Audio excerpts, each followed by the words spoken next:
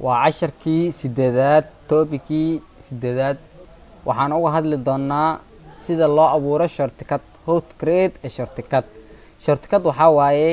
adiga folder tusaale ahaan folder ama documenti markii aad rabtid in aad koobiyeysid oo shortcut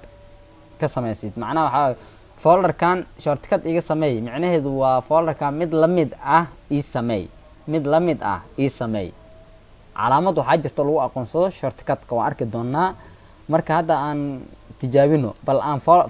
folder kan magaciisu yahay files aan fiirino waxaan ka abuureynaa shortcut folder asiga la mid ah ayaan abuuri doonaa ila soco folderka aad rabtid in aad ka abuurtid shortcut ayaa dul tagaysaa right click ayaa ku dhahaysaa hoos ayaa u soo deganaysaa maxaa ka dooranay create shortcut iyo abuur shortcut iga sameey markii aad ku dhufto si automatic ayuu folder asiga la mid ah iyo igu abuuri doonaa waxaana jiri doonta calaamad gooni oo lagu aqoonsado waa isla arki doonaa bal aan click ku dhaho oo shortcut abuurno click maxay soo baxay waxay soo abuurmay folderkan muxuu wataa marka files shortcut magaciisa waa files oo kana ka abuuray folderkana ka sameeyay laakiin maxaa waaye shortcut ayaa raacday wuxuu i tusaa marka inuu shortcut yahay ayuu ii sheegayaa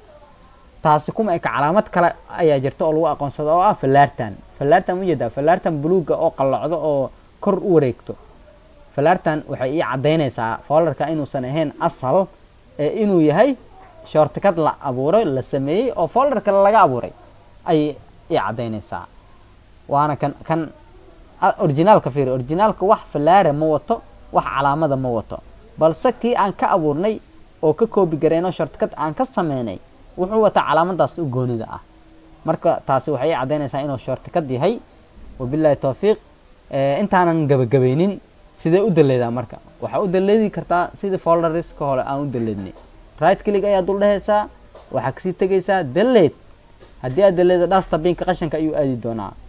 waan baxiyay